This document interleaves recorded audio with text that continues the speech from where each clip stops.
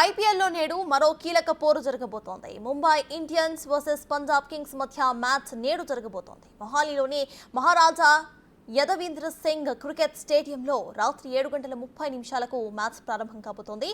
ప్రస్తుత పరిస్థితుల్లో రెండు జట్లు కూడా బలంగానే కనిపిస్తున్న పంజాబ్ కింగ్స్ దే కొంచెం పైచేయిగా కనిపిస్తోంది. ఈసారి విజయం ఎవరికి వరుస్తుందో చూడాలి.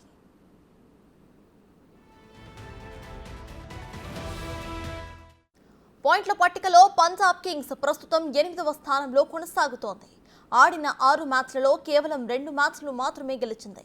ఇక మరోవైపు ముంబై ఇండియన్స్ కూడా 6 మ్యాచెస్లో కేవలం 2 మ్యాచ్లే గెలిచి 9వ స్థానంలో ఉంది.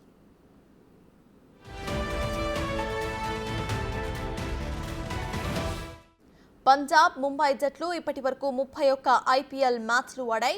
వీటిలో పంజాబ్ కింగ్స్ 15 మ్యాచ్లు గెలుపొందగా ముంబై ఇండియన్స్ 16 మ్యాచ్లలో విజయం సాధించింది.